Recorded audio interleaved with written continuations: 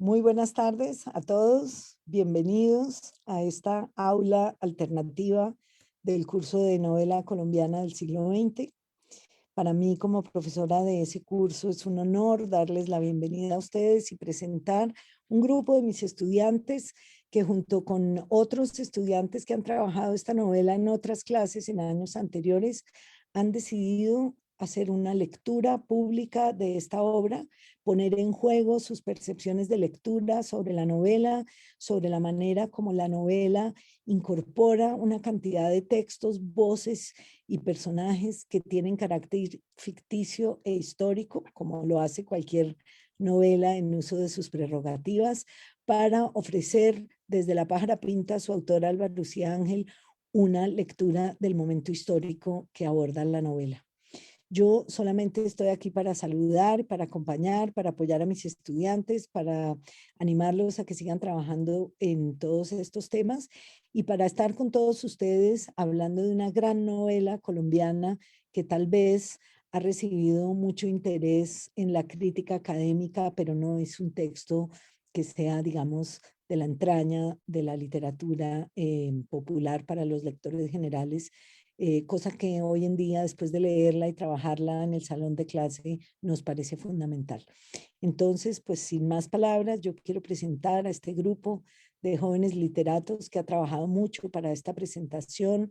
Quiero decir que yo no he influido en nada de esto. Esto es un trabajo que es de ellos, por ellos y para ellos, y eso me parece un gran motivo de orgullo y de felicidad para todos nosotros como comunidad académica. Muchas gracias, queridos estudiantes de Colombiana del siglo XX. Le quiero dar la palabra a María José Escandón, que es la persona que va a moderar esta reunión. Los queremos invitar a todos ustedes en el público, tanto en el Zoom como en Facebook, a ofrecer preguntas y comentarios por los chats que nosotros vamos a estar monitoreando para integrar a la discusión. Muchas gracias por estar aquí de nuevo. Un placer compartir nuestra clase con ustedes. María José. Bueno, gracias Claudia y buenas tardes a todos y gracias por acompañarnos el día de hoy a esta clase abierta que hemos trabajado con muchas ganas y contarles nuestras interpretaciones de La pájara pinta, que es una novela maravillosa. Entonces quiero presentarles como a nuestros panelistas, que es Isabel Toro, Juliana Álvarez, Felipe Uribe y Luciana y María Paula. Entonces queremos hablarles específicamente. Nosotros vamos a tratar de un tema, pues un capítulo específico, el capítulo 17, y vamos a tratarlo en los temas de la historia y la novela, las marchas estudiantiles, la violencia policial y la censura. Pero primero queremos presentarles a la escritora Alba Lucía Ángel, y para eso está Juliana Álvarez. Te cedo la palabra. Bueno, buenas tardes a todos. Yo soy la encargada de presentar a la autora. ¿Están escuchando? Vale, yo soy la encargada de presentar a la autora, entonces como es como más o menos la vida de ella. Es Alba Lucía Ángel, es una autora colombiana, nacida en la ciudad de Pereira en 1939. Estudió letras e historia en la Universidad de en historia de arte en la Universidad de los Andes, letras y arte en la Sorbona de París. Residió en varios lugares como Francia, Italia, España y Colombia. Actualmente vive en Estados Unidos. Además de ser escritora, es crítica de arte, periodista, docente, investigadora, entre varias otras profesiones. Sus novelas son de tipo experimental. Se relacionó mucho con autores del boom latinoamericano como Gabriel García Márquez y Cortázar. Sus novelas son muy importantes, pero fue más que todo estudiada en la literatura anglosajona. Por lo mismo tenemos muchas reediciones de ella en inglés, pero no tantas en español. De La pájara pinta actualmente contamos con 3 ediciones más o menos, que son las que están publicadas en Colombia. Ella empezó a escribir en la década de 1960.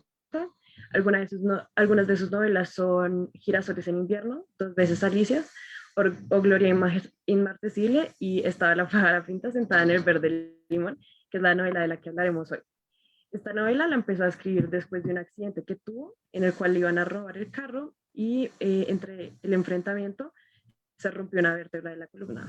Por lo mismo, volvió a Colombia para la recuperación y durante esta recuperación fue que empezó a escribir la novela, pues le surgió como la necesidad de contar nuestra historia colombiana desde la realidad y mostrando toda la violencia que pues esta conlleva. En La Pájara Pinta se recorre un periodo muy vasto de la historia colombiana, desde el Bogotazo, también cuenta con la historia como del surgimiento de varias guerrillas como el M-19 y finalmente con las marchas estudiantiles que tuvieron lugar en este periodo histórico. Sobre estos temas pues van a ampliar mucho más la información nuestros panelistas. Muchas gracias.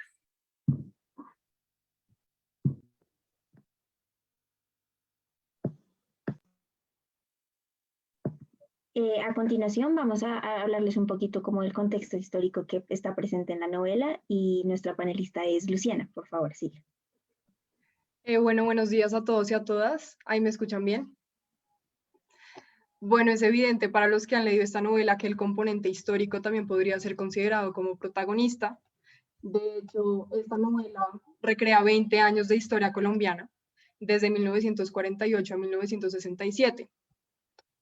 Empezando por el Bogotazo, y digamos que el Bogotazo no es ficcionalizado por la autora. El Bogotazo se presenta tal y como fue. Obviamente, pues aquí siempre hay un dilema histórico sobre cómo se presenta la historia y cómo la interpretamos. Pero bueno, lo más importante, no lo más importante, pero en lo que me enfocaré el día de hoy, sobre el personaje llamado el general Gabriel Muñoz Astoque. Yo creo que cuando nos dicen en general, en el contexto de 1957, es bastante evidente de quién estamos hablando. En este caso es Rojas Pinilla. Y es muy interesante aquí hablar del por qué la autora decide poner a Rojas Pinilla como un personaje ficticio. Acá digamos que cada lector tiene sus propias teorías al respecto, porque podría decirse que ella misma se autocensuró y no lo mencionó como era. Pero también es interesante ver por qué tenemos que ficcionalizar la historia. Muchas veces digamos que hay un componente de comprendimiento de la historia o incluso de empatía de esta misma, gracias a la ficción, y digamos que eso es una de las cosas que más toca apreciar de la literatura, y es la forma en la que se nos presenta la historia literal, pero ficcionalizando ciertos personajes. Bueno, la matanza estudiantil que tuvo lugar entre el 8 y el 9 de junio se nos es presentada explícitamente en la historia. Entonces acabo de leer una cita que dice: a las 4:10 de la tarde de ayer murió en la ciudad universitaria el estudiante Uriel Gutiérrez Restrepo, de 24 años de edad, víctima de un disparo de fusil que le hizo un miembro de las fuerzas de la policía en una descarga ordenada por el oficial que comandaba el pelotón. Digamos que acá es súper importante siempre pensar en qué fue lo que pasó, el pre, el post y el después, porque también es una novela que es un presagio de lo que estamos viviendo, incluso ahora me atrevería yo a decir. La matanza estudiantil cobró 13 vidas y hubo 100 heridos. Y también desde la novela pensar en dónde estamos parados en este momento, también cuántos muertos vamos nosotros en el marco de las protestas sociales. Bueno, digamos que Rojas Pinilla fue un personaje bastante controversial, no solo por el componente de ser un militar, un dictador, sino también por qué llegó a ese momento. Eso fue hegemonía conservadora. Yo prefiero pues no entrar en este tema también porque creo que no soy la persona más experta en esto, pero también es importante ver que fue un dictador que yo me atrevería a decir que al principio fue celebrado, ¿no? Entonces es muy interesante ver también cómo acá toma el nombre de Gabriel Muñoz Astoque siendo Rojas Pinilla.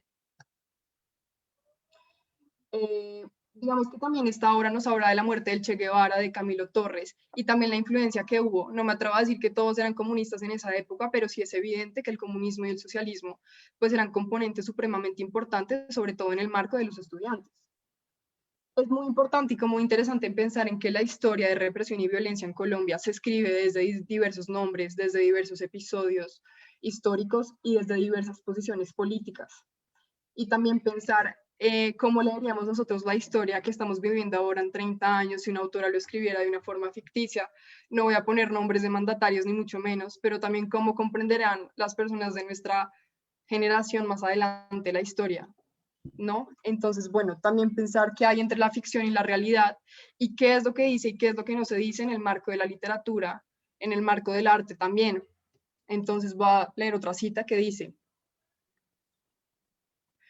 cómo narrar una historia que el viento se llevó, pero esta vez sin Scarlett O'Hara ni Clark Gable, porque una muerte así en un país de América Latina en esa época no merecía ni tan siquiera un mal cortometraje de 16 milímetros. No estábamos de moda que un hombre se pusiera a gritar en las plazas a la carga y pregonara como Daniel Biglietti que ha de deslambrar porque esta tierra es de nosotros y no del que tenga más, era de risa casi, de opereta italiana, pero los muertos, que quien los puso.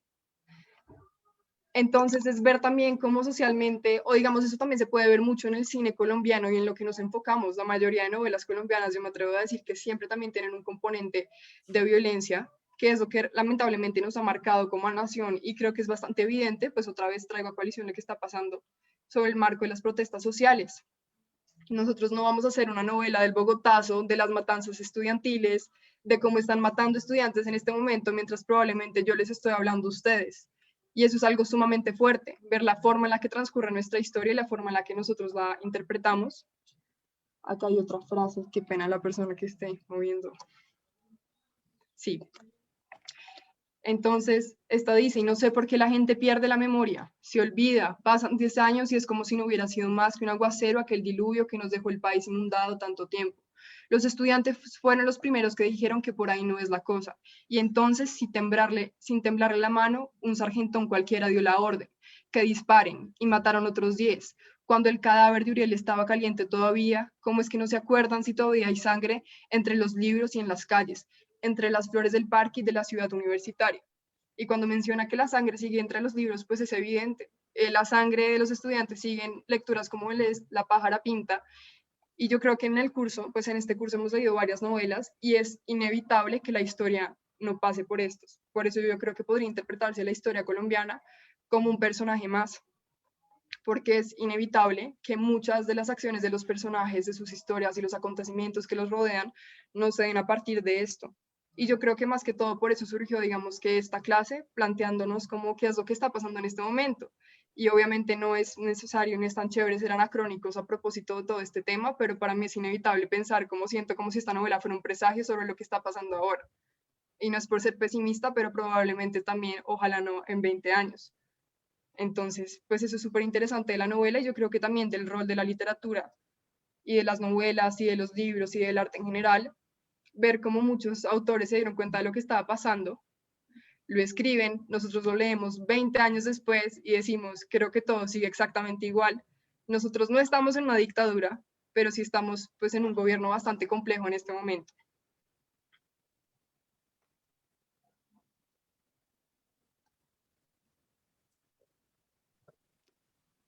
Bueno, cabe decir que no es fortuito que el capítulo introductorio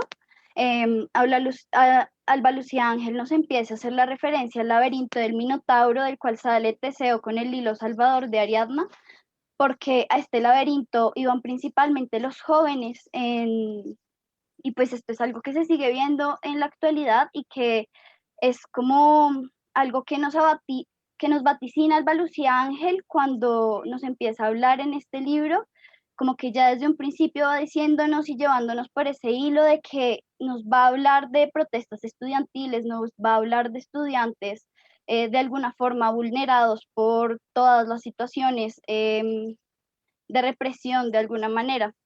Entonces empieza un recorrido a través de la memoria de Ana, que va a ser el personaje principal y nos va a empezar a contar cosas desde su perspectiva de vista, a veces infantil y después ya más adolescente, de las cosas que suceden en Colombia. Entonces ella empieza como con una narrativa desde el privilegio, pues es una niña rica que a través de los recuerdos pues tiene que vivir en excelentes condiciones. Puedes abrir esta cita, la de En la Arenosa.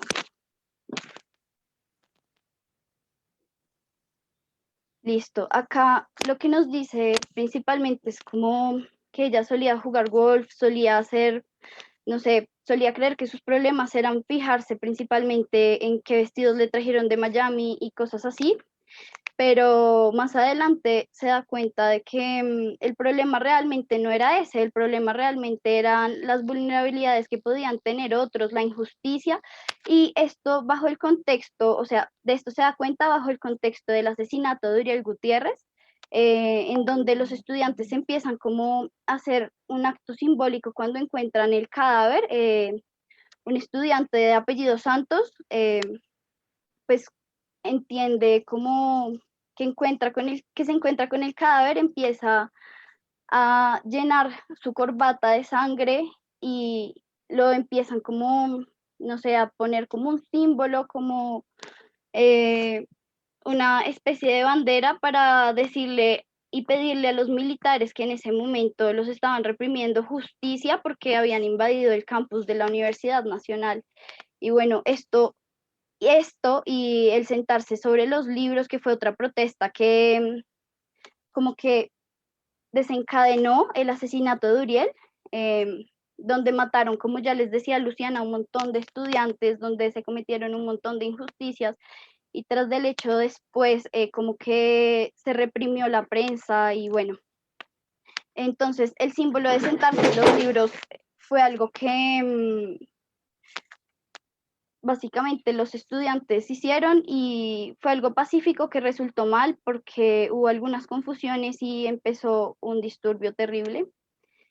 Entonces, bueno, esta matanza como que ocasionó en Ana y en Valeria, una amiga de ella, y en Lorenzo, iniciar una marcha en el lugar donde estaban, que era Pereira, y bueno, como consecuencia, muchos estudiantes en esas épocas como que fueron también reprimidos de su libertad, fueron llevados a cárceles y bueno, es básicamente lo que narra la historia a través de cartas que Lorenzo envía a Valeria. Bueno, y lo sorprendente de todo esto es que leer un libro que fue escrito hace 46 años hoy nos trae una realidad coyuntural y es suficiente como asomarnos a la ventana para darnos cuenta de este bucle violento que es la historia colombiana debido a la falta de soluciones. Eh, Recordemos que la historia de la movilización estudiantil es a culata y fusil, gritos y amenazas, piedras contra las balas, piedras contra los tanques, tanques contra los libros, libros contra las balas y balas contra la idea.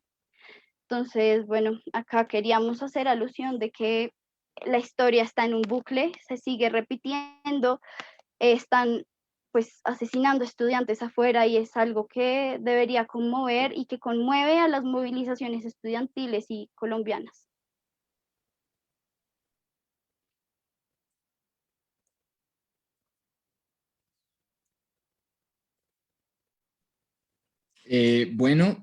Siguiendo con la idea que estaba desarrollando María Paula, ahorita queremos enfocarnos en analizar cómo esa violencia policial se manifiesta en la Pájara Pinta.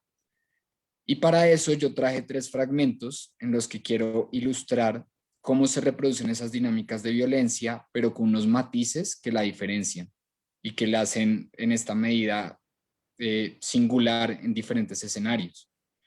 El primero, que está en conexidad con esa represión que nos hablaba María Paula de las marchas estudiantiles, por supuesto, es esa violencia policial en el marco de estas marchas, de un escenario público, y en este contexto, La Pájara Pinta retrata esa violencia policial sin ningún pudor. Y esa enunciación de una violencia desmedida es muy importante, porque nos está hablando de cómo existen unas políticas de represión estatales que se enmarcan dentro de la policía. La policía, por supuesto, entendida como ese brazo violento, o por lo menos ese brazo dedicado a la represión del Estado.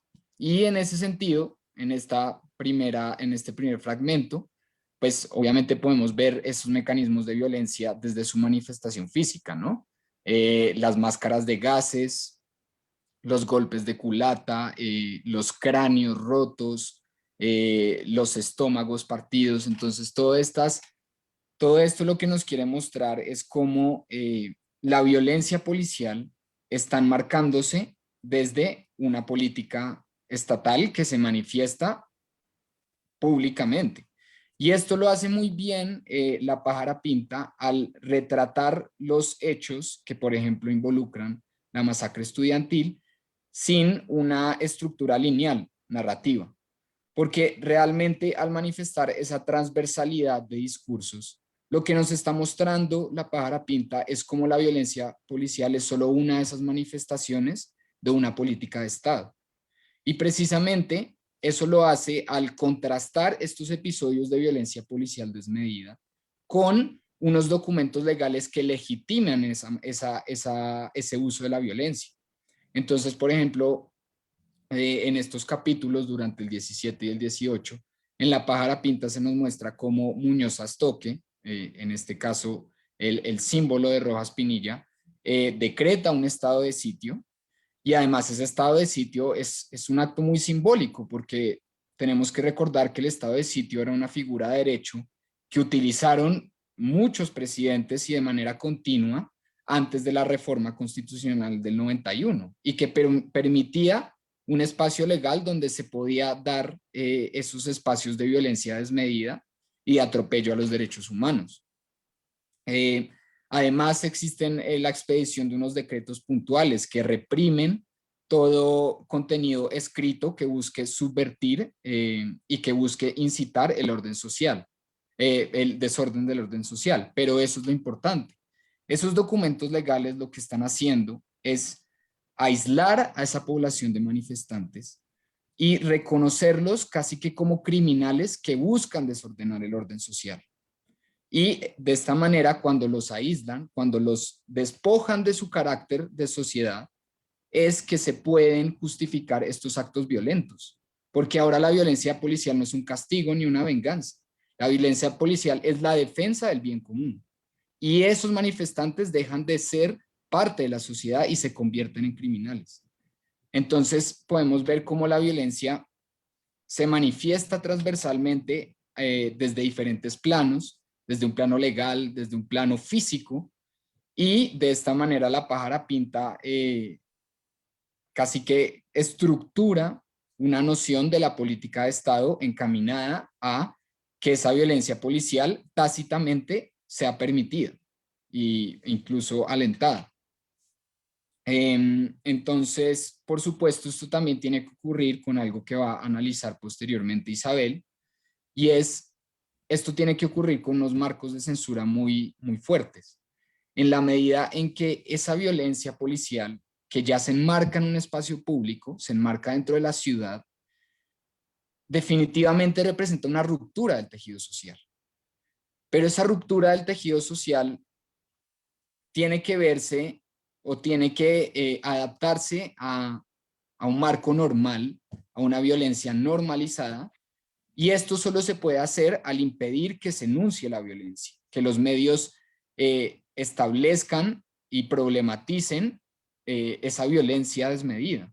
Y solo con esos actos de censura es que realmente esos actos de violencia pública se convierten en un hecho que no es anormal. No, pero si quieren todavía volvamos un momentico, que falta. Entonces, claro, este es un primer escenario, que es cómo esa violencia pública se manifiesta en las manifestaciones estudiantiles. Pero La Pájara Pinta problematiza también otros matices de esa violencia policial.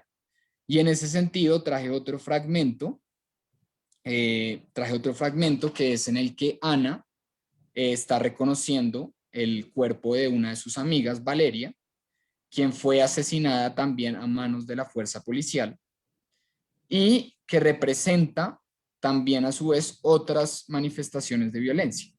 Porque en este fragmento, no sé si lo podemos poner, ahorita el fragmento.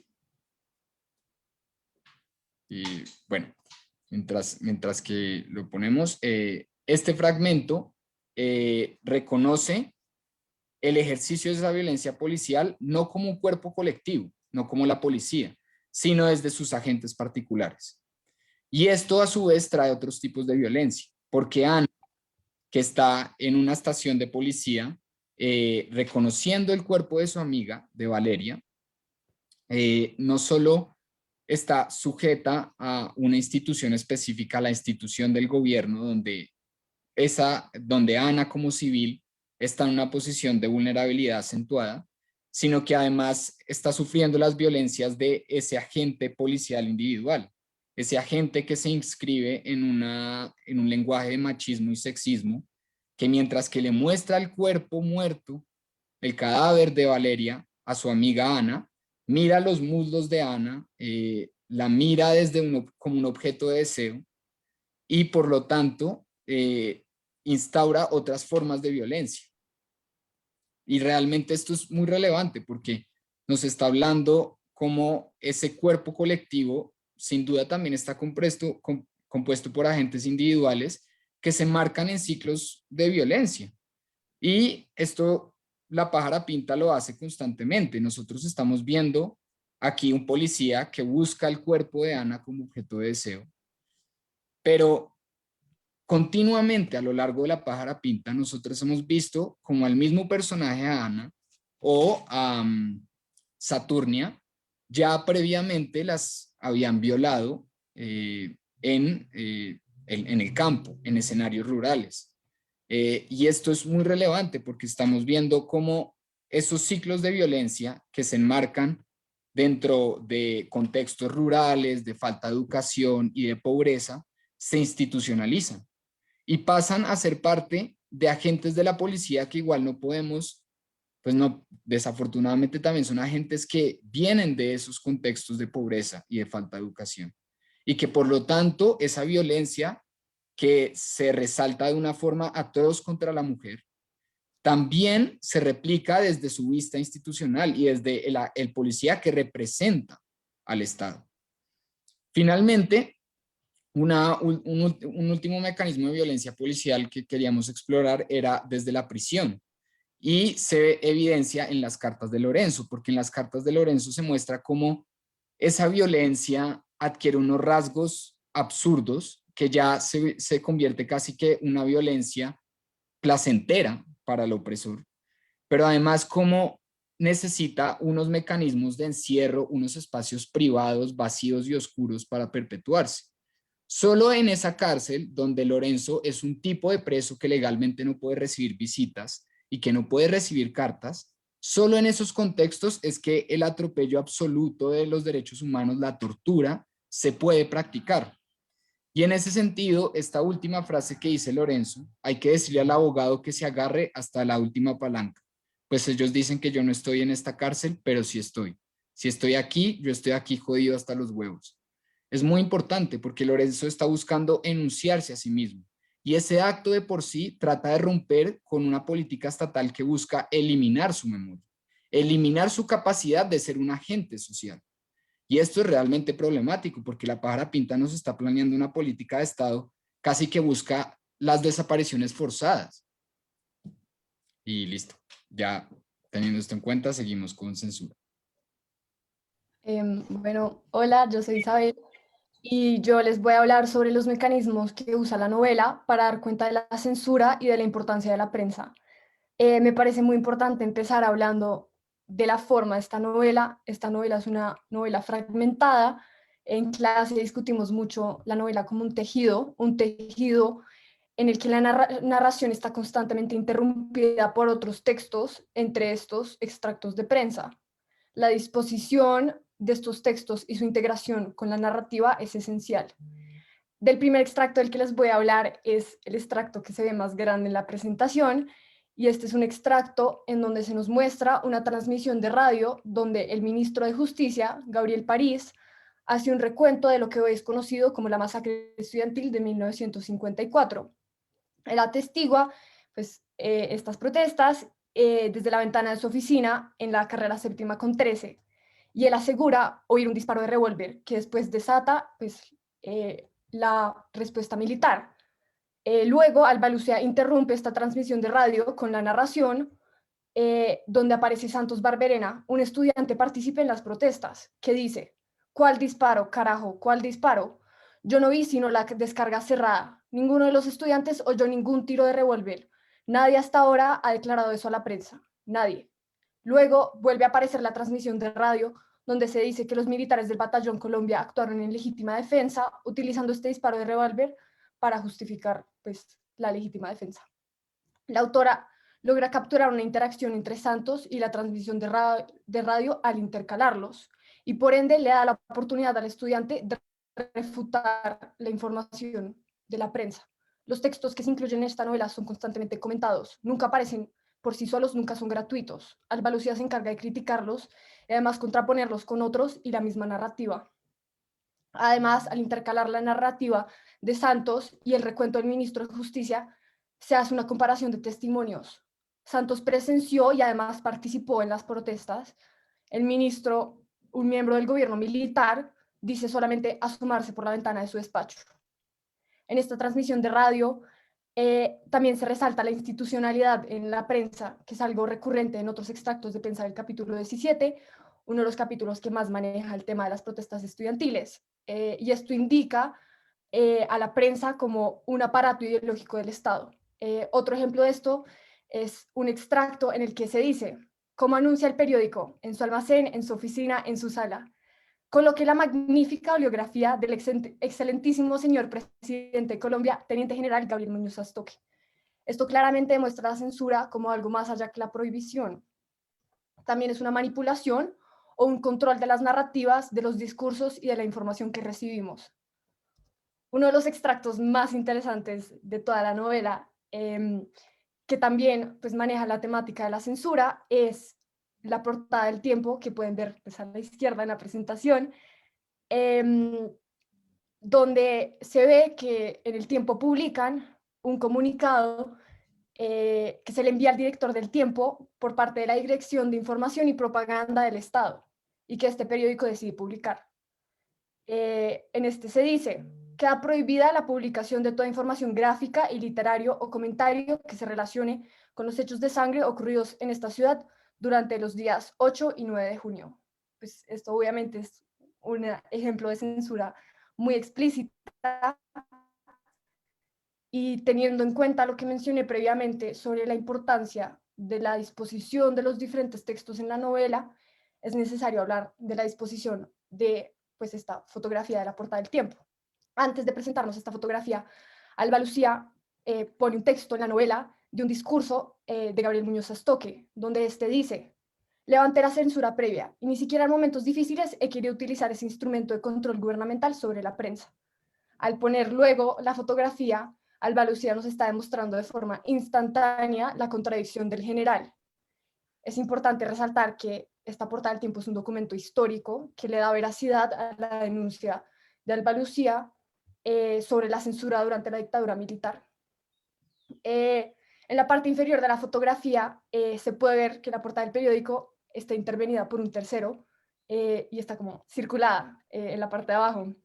Y se circula un titular de deportes, en específico pues un encuentro de boxeo. Como pueden ver, un encuentro Rocky Marciano retuvo el título mundial. Esto puede aludir a la manipulación mediática a través de la distracción con el entretenimiento. Esto se presenta en otros momentos de la novela con titulares de sociedad y de reinados de belleza. Ahora les voy a hablar de otro tipo de censura que no se relaciona, pues otro tipo de censura que es la censura doméstica. La protagonista, Ana, su familia, su madre, le prohíbe leer el periódico por la violencia retratada en esto y el contenido sensible pues que se encuentra en los periódicos. Cuando termine de hablar, podemos abrir este hipervínculo que pues, después se puede desarrollar, como eso también está muy presente hoy, hasta en las mismas redes sociales, con esa foto como de Instagram que sale cuando Instagram bloquea como las publicaciones porque tienen contenido sensible. Sin embargo, además de que a Ana se le prohibía la lectura de prensa, también se le prohíbe la lectura de otro tipo de textos, como lo es Las Mil y Una Noches. La abuela de Ana le regaló una copia de esta obra, que me parece muy importante resaltar que no era una versión para niños. Y al enterarse su madre, se escandaliza y le decomisa el libro. Y además le ordena leer solamente los cuentos de Callejas. Esta censura también está ligada a la condición de Ana como mujer y nos hace cuestionarnos qué debería leer una niña decente. En esto se puede ver también, en esto también se puede ver la censura como un control sobre la información que consumimos. La madre de Ana no solamente le prohíbe la lectura, sino que también le indica que es apropiado. Como pues mencioné, en esta novela se manifiestan diferentes tipos de censura y nos muestra a través de esto los mecanismos de cómo se genera la censura. La verdad quisiera terminar hablando un poquito de mi experiencia de lectura, que realmente fue muy grata. Siento que esta novela, al ser sumamente crítica, nos enseña a nosotros la importancia de cuestionar y examinar lo que consumimos y la información con la que nos encontramos. Este collage o hipertexto, que no me atrevo a clasificar, está en un constante diálogo. Pues eso es como yo siento que es la novela. Y leer para mí La pájara pinta es ser testigo de un debate fructífero donde es inevitable querer meter la cucharada. Y me atrevo a hablar por mis otros compañeros de esta clase, diciendo que pues lo que estamos haciendo acá es eso, es nuestro intento de meter la cucharada en una discusión activa, una discusión constante. Y pues ahora vamos a hablar de las reflexiones finales. Muchas gracias.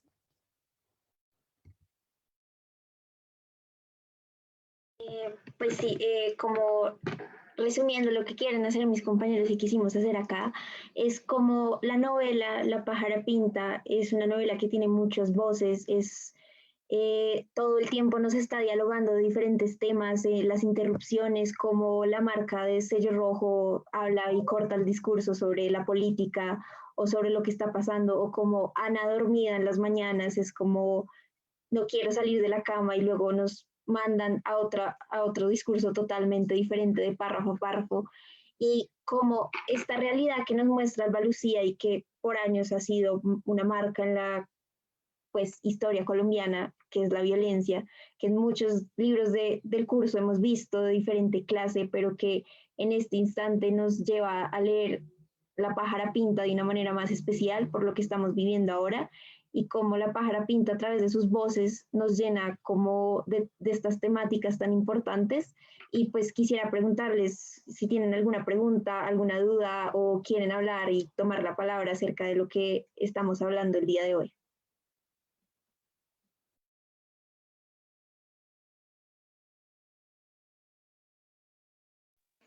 Hola, qué pena. Mientras alguien se anima, quisiera mostrarles el hipervínculo que nos dijo Isabel, para que pues veamos cómo esto también sigue replicándose en redes sociales y qué contenido se considera como violento o como que no es apto para todo el público. Entonces aquí les tenemos varias imágenes un poco fuertes pues de lo que sí se considera violento y qué se puede o no mostrar más allá del amarillismo de los periódicos.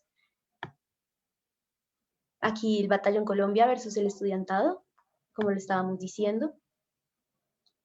Algunos periódicos y portadas de periódicos acerca de la muerte del caudillo en el Bogotazo. Y esta es como la más fuerte, la muerte de quien lo asesinó a Gaitán.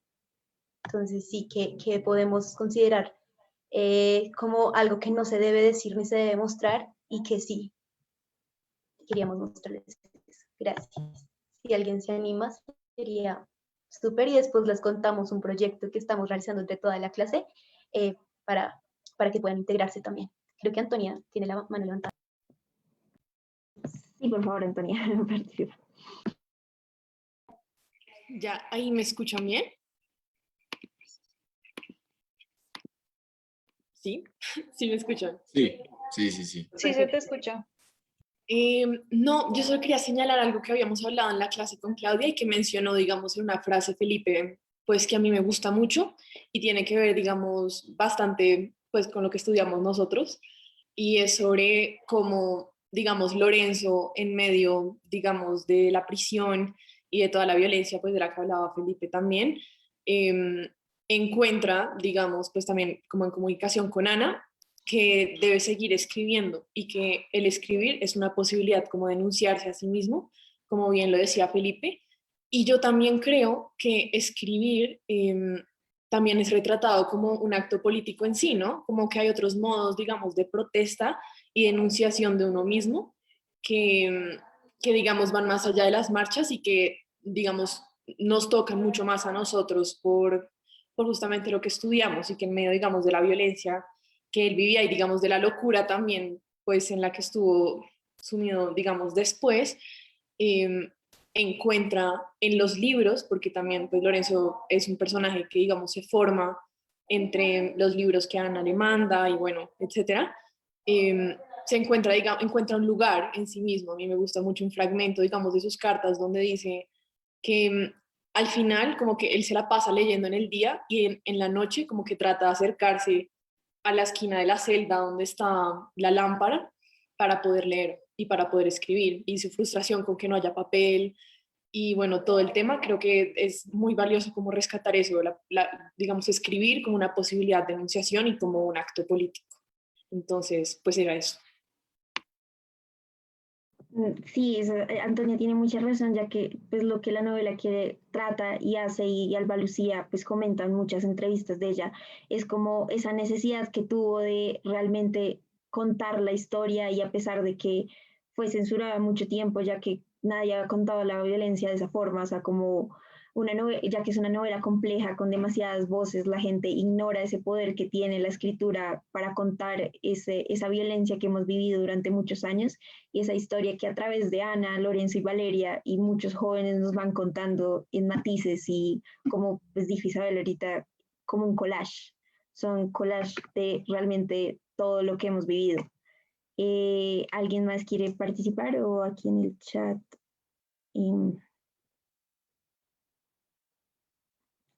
Voy a leer lo que dice Natalia Mejía, que dice pues, que no tiene micrófono, y le gustaría decir que este libro es la manera en que denuncia de cierta manera cómo el cuerpo de las mujeres es una extensión del territorio de guerra y de conflicto, como la violencia sexual es un arma de guerra. Creo que no solo es la representación de la violencia estatal, del conflicto estudiantil o social, sino la historia de una mujer dentro de este panorama.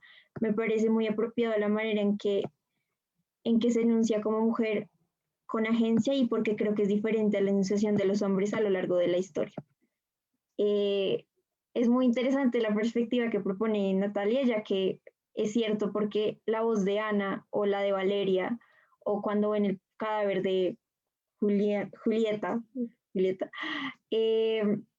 es como las voces de las mujeres cambian a través de la novela, y como la voz de Lorenzo es totalmente aparte, como la violencia de Lorenzo es un punto, y como el cuerpo de Ana y el cuerpo de Valeria se van desintegrando a través de la novela. Es un comentario bastante interesante. Luciana. Y no, a propósito de lo que dice Natalia, pues me parece súper importante, y yo creo que eso también tiene mucho que ver como con el hecho de que publiquemos más mujeres, con que las voces femeninas se vean y se perciban mucho más en la literatura, porque no sé si han escuchado esta frase de un libro de Patricia Lara, creo que es, que dice como la guerra tiene rostro de mujer, que es muy cierto. De pronto nosotros no somos las que tienen que prestar servicio militar, la que tienen las armas, pero yo sí me atrevo a decir que somos la que tenemos que poner el cuerpo, y la que, digamos, pues en el marco de lo que está pasando, eso es lo que se está presentando también.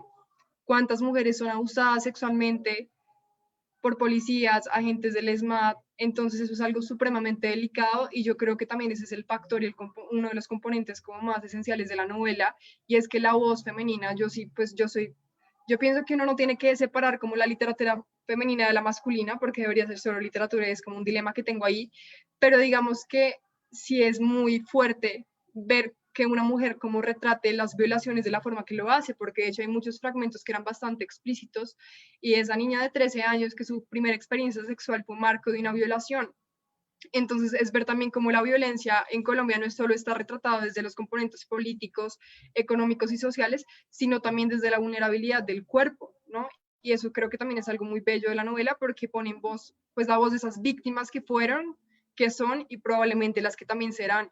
Y también pues traigo aquí en mención todo lo que está pasando con Alison. Eso es un ejemplo clarísimo de eso, en cuántos CAI se ha explotado mujeres. Entonces yo creo que también es importante como apostarle a la literatura femenina, a las voces femeninas, y bueno, de hecho nosotros en literatura estamos haciendo lo del gremio Somos Nosotras, precisamente por eso. Digamos, como algo que habíamos discutido también es porque las ediciones, pues o sea, esta edición no es divina, por decirlo así, y es porque le tomó mucho tiempo que la volvieran a publicar como mujer, y en verdad yo creo que yo me atrevo a decir que yo antes de esta clase no sabía quién era Alba Lucía Ángel. Mi familia es de Pereira, a mí me gusta leer literatura, pero son voces que son totalmente silenciadas. Entonces yo creo que uno puede hacer mucho, y lo que decía Antonia, como que nuestras voces también como narradores son políticas, y yo creo que silenciar ese tipo de cosas nos hace cómplices de una u otra forma, y es por eso que los grandes escritores, yo diría que también siempre tienen el componente político e histórico, porque nosotros desde la escritura tenemos que pues también militar, y la militancia también se da a partir de eso.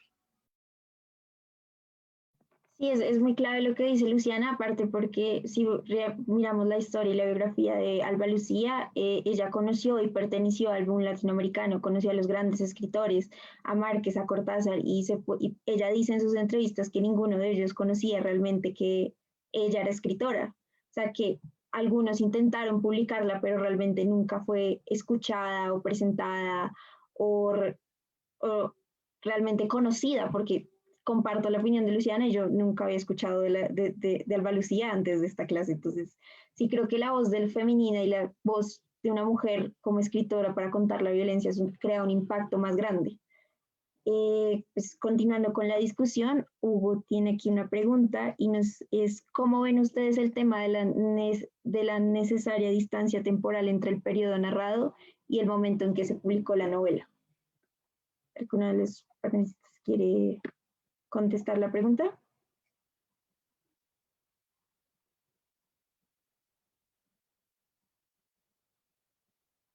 Pues yo, la verdad, podría hablar un poco de esto y también pues, se relaciona un poco con lo que yo iba a decir y la razón por la que yo levanté la mano. A mí me parece que la distancia temporal pues, es sumamente necesaria en esta novela y también es pues, para el hecho de que con esta distancia se logra hacer una reflexión, ¿no? Pues como mencionamos al principio, esta novela no solo trata pues este tema histórico pues, de las protestas, sino que trata muchos, ¿no? En el principio se inaugura la novela con el asesinato de Gaitán, y yo siento que también esa distancia es para darnos una como resignificación de la historia y de cómo deberíamos acercarnos a la historia.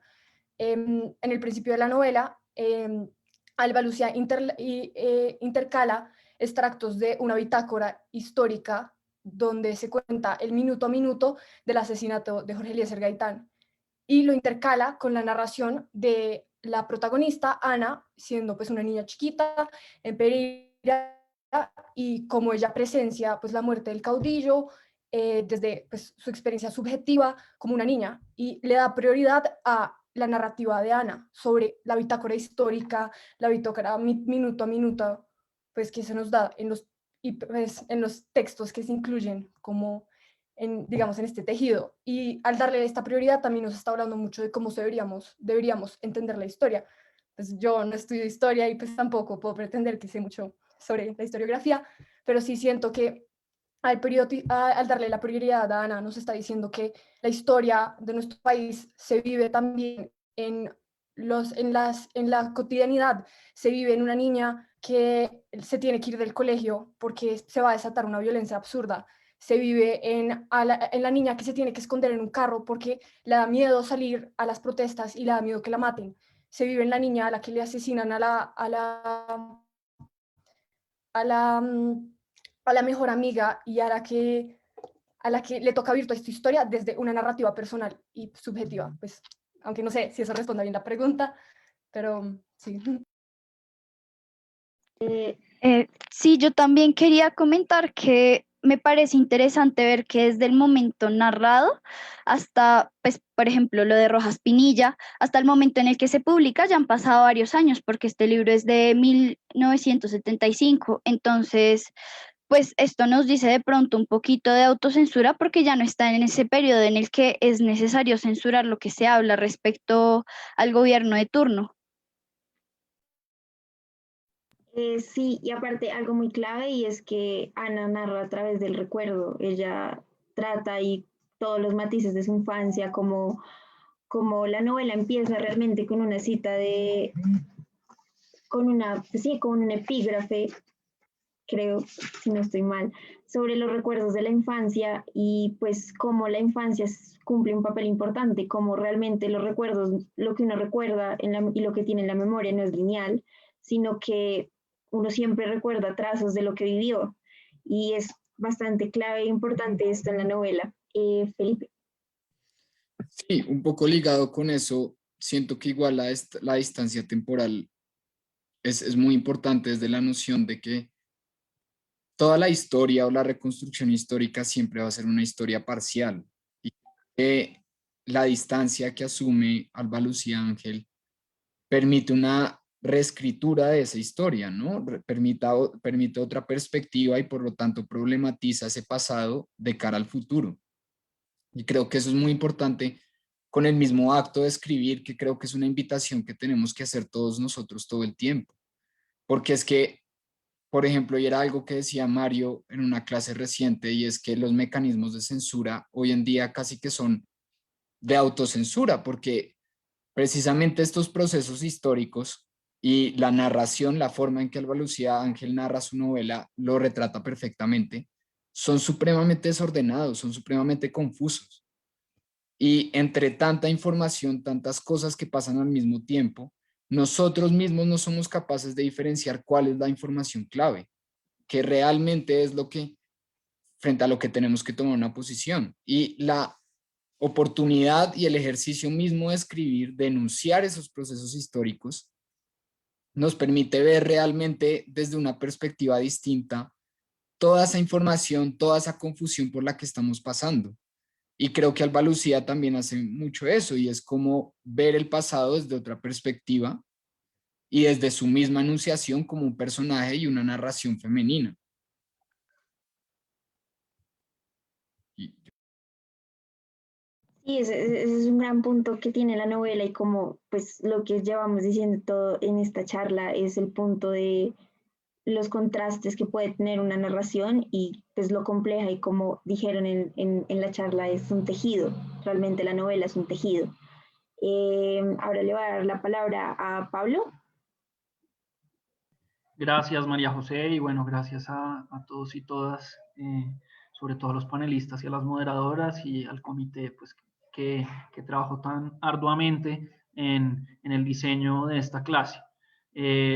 Yo quería retomar un poco un punto señalado por Hugo en su pregunta para plantear la mía, y es que uno de los aspectos que yo considero muy interesante de esta novela de Alba Lucía Ángel es que la fecha de publicación justamente no es muy posterior a el último de los eventos históricos que, digamos, enmarcan la trama. Pensando, por ejemplo, que las cartas de Lorenzo, una de las cuales pues leyó Felipe al menos en un fragmento, podrían datarse más o menos hacia el año 1970. Hacia el final del tercer periodo presidencial del Frente Nacional y la postulación nuevamente de Gustavo Rojas Pinilla a la presidencia, una cuestión que ocupa a la novela de forma muy particular, porque la denuncia de los crímenes de la dictadura están directamente relacionados con el indulto que recibió Gustavo Rojas Pinilla y que le permitió participar nuevamente en política. Entonces, pensando que estos hechos o esta no proximidad más bien nos ilumina algunos aspectos de la novela, yo quería preguntarles a ustedes, para quien quiera responderme, es ¿cómo creen que ahora, casi 50 años después, todo lo que ha pasado en esos, desde 1975 hasta hoy, y sobre todo lo que pasa en las calles, nos ilumina también la lectura de esta novela? ¿Qué vigencia encuentran ustedes en los aspectos que destaca la novela de Alba Lucía Ángel, pensando de nuevo en las dinámicas dictatoriales, en los movimientos estudiantiles, en la violencia policial y en la censura? ¿Qué rescatarían para estos días, así como para ir cerrando las reflexiones finales? Y bueno, nuevamente gracias por la clase, que creo fue muy enriquecedora. No sé si alguno de los panelistas quiere contestar o pues Isabel. Pues la verdad yo solo quería hablar de algo que pues diría que muchos de los otros estudiantes de la clase comparten, y es que la lectura de La pájara pinta, y en especial el capítulo 17, que pues es el capítulo en el que más desarrolla pues el tema de las protestas, nos tocó leerlo en el momento en el que pues estalló la situación pues del paro y las protestas, y pues fue la verdad una experiencia que a todos pues nos dejó muy impactados, ¿no? Como estar leyendo algo que habla literalmente de lo que nosotros estábamos viviendo y lo que nuestro país estaba pues cruzando. Pues fue una coincidencia muy absurda en la clase, y todo el mundo lo comentaba en la clase, de que era muy impresionante estar leyendo este extracto y esta novela en este justo exacto momento, y pues obviamente la reflexión de la novela también nos iluminó pues completamente sobre la situación. A mí pues en especial, como yo mencioné en lo que yo estaba hablando, a mí pues la novela me enseñó mucho también cómo examinar la información que recibo y pues obviamente no solo en lo que leo, sino también en lo que está sucediendo a mi alrededor, ¿no? Entonces, pues como en el momento histórico en el que estamos viviendo, pues también es necesario tener una postura crítica, tener una postura pues que logre reflexionar, no sé, sí, pues no respondí muy bien, pero que el resto... No, la verdad está súper bien y creo que pues es como nos habla una novela que fue escrita muchos años atrás y que hoy en día podemos darles nuevos significados y que empate tanto con la realidad que estamos viviendo, me parece algo impresionante y sorprendente. Sí, es cierto, en la clase nos sorprendimos mucho de lo que estamos viviendo y cómo una novela nos hace sentir que vivimos en esa realidad y cómo a pesar de los años que lleva escrita, sigue perpetuando y sigue hablándonos. Felipe. Sí, además yo creo que con eso que decía Isabel y que realmente es una invitación muy fuerte de la pájara pinta es que es el conflicto con que se vuelva a postular Rojas Pinilla, es realmente cómo nosotros como proyecto colectivo y como país utilizamos el olvido sistemáticamente, como que siempre que nos enfrentamos a estos episodios de violencia desmedida, hay como una intención colectiva de cubrir todo, de tratar de salir de esa violencia desde una resignación a olvidarla y realmente el no enunciarla, el no problematizarla, permite que estos ciclos del pasado se reescriban hacia futuro y que esos ciclos de violencia se nos estén reproduciendo constantemente. Entonces la vigencia de la pájara pinta no solo se establece desde la violencia, desde los procesos sociales, sino desde la forma en que nosotros abordamos el proyecto de Colombia. Porque el olvido no puede ser la solución constantemente. El olvido solo permite que se reproduzcan esas dinámicas hacia futuro e indeterminadamente. Sí, eso es bastante clave y pues ya pues para ir cerrando le voy a dar la palabra a María Paula. Queremos también hablarles como de un video, vamos a mostrarles un video y ya hablarles de un proyecto que también tenemos preparado. Listo, sí, yo estaba pensando justamente que mientras leía la novela, es como más de mi experiencia de lectura, mientras leía la novela, veía Twitter, por ejemplo, y decía como está pasando lo mismo. Aquí en el libro y aquí en la realidad están pasando cosas muy parecidas y como el como extraer todas estas cosas que nos dice la novela a la realidad y sobre todo esa parte en la que nos resaltan que acaso no tenemos memoria, siento que me marcaron mucho porque es difícil creer que después de un tiempo a la gente se le empieza a olvidar por qué estaba marchando, se le empieza a olvidar cuánta gente asesinaron en las calles, se le empieza a olvidar la causa justa. Y además de esto, es interesante que hace rato quería mencionarlo, bueno, en el momento en el que pasó todo lo del asesinato de Uriel, dio la coincidencia de la llegada de la televisión a Colombia. Entonces, como que todo esto puede ser como el establecimiento de una pantalla en la que la gente está distraída, por ejemplo, en un partido de fútbol mientras los demás están afuera, no sé, siendo gaseados y violentados por los organismos estatales. Y también, sobre todo, la parte de la reflexión, pues, de lo que es el cuerpo de la mujer a través de la novela, porque desde un principio nos invita a entrar al sexo de la protagonista, por ejemplo. Y yo siento que, no sé, esto es supremamente importante porque, pues como decía, creo que Isabel anteriormente, pues se están violando mujeres en medio de todo esta alteración al orden, sí. Gracias María Paula, pero creo que ya nos estamos quedando sin tiempo. Entonces, si quieres, Antonio, sé muy breve, realmente muy breve, para hablarles para ya cerrar. Gracias. No, nada, lo mío era muy breve. decirles que no he leído la novela, pero después de todo esto me dan muchas ganas de leerla y sobre todo todo lo que está pasando ahorita. Y decirles que estoy muy de acuerdo en que tenemos que escribir lo que está pasando y tenemos que plasmarlo de muchas maneras distintas. A propósito de eso, hay una página en Instagram que se llama Tu Fillo de Poeta, donde tienen un podcast, sacaron hace poquito, que se llama Poemas para que no nos gane el silencio, y precisamente desde muchas voces distintas se oyen poemas propios y también de otros autores que a gente le parecen relevantes para este momento. Y no, es una invitación para que lo vean y pues también para que escriban y para que estén en ese ejercicio que es muy importante. Muchas gracias a todos por este espacio tan lindo. Gracias. Y pues para cerrar, queríamos hablarles de un trabajo y una creación que queremos hacer. Entonces le voy a ceder la palabra a Laura.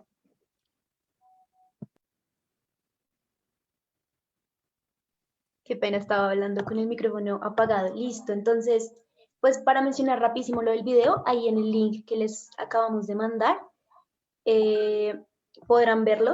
Es muy interesante, ahorita no tenemos tiempo, pero queríamos mencionarles también un proyecto muy bonito que surgió de la clase abierta. Y este es nuestro repositorio de la novela, La pájara pinta, en paralelo con todo lo que está pasando, las manifestaciones y el paro nacional. Este se llama de las narrativas audiovisuales de lo que fuimos y de lo que seremos. Estamos planeando hacer como un repositorio, una especie de collage, siguiendo la lógica de la narrativa como tejido. Y les queríamos mostrar, tenemos un Padlet en donde los invitamos a participar y a subir sus experiencias frente al paro, frente a todas estas manifestaciones. Pueden ser fotografías, ilustraciones si lo desean, audios, puede ser lo que ustedes lo quieran poner ahí y pues claramente con las referencias, los autores y si quieren que aparezca su nombre. Y también nos gustaría invitarlos a que en esta línea de tiempo también pongan fotos que les recuerden al Bogotazo o fotos que tengan acerca de eso o audios, hay hartísimos como multimedia que podríamos utilizar y sabemos que si es un trabajo constructivo entre todos, podemos hacer algo muy significativo y enriquecedor para, no solamente para la clase, sino para nosotros, para nuestro patrimonio cultural. Entonces, en esta presentación, igual yo creo que ya están mandando el link del Padlet, ¿sí? Sí. Perfecto, entonces ahí van a ver que es una línea de tiempo, entonces esa línea de tiempo les ayuda como a situar un poquito los tiempos historiográficos y ponen la fecha y lo ponen en la línea de tiempo y listo, les invitamos en serio a participar en este proyecto para hacerlo más significativo. Muchas gracias. Ese sería por el repositorio que tendríamos. Ya está abierto, Laura, ya se puede entrar al Padlet y colgar textos e imágenes. Sí, señora, se puede. Muy bien. Ahí, todos. Y es público, entonces si lo quieren dejar, si lo quieren pasar a otras personas, están en todo su derecho a hacerlo. Sí, espero que participen en el Padlet, ya que es una iniciativa que nos interesa mucho para realmente formar, como dijo Laura, como un tejido de lo que es la novela y lo que somos. Y la verdad, solo quería agradecerles por su asistencia, por acompañarnos y por las preguntas, y espero que les haya interesado mucho la clase abierta y que se animen a leer la novela completa, que creo que vale la pena. Muchas gracias a todos por su asistencia. Aquí estamos leyendo las novelas colombianas que son determinantes, no solamente para nuestra comprensión de nuestra propia vida y nuestras identidades, sino también de nuestra historia. Entonces, pues, a leer. Gracias.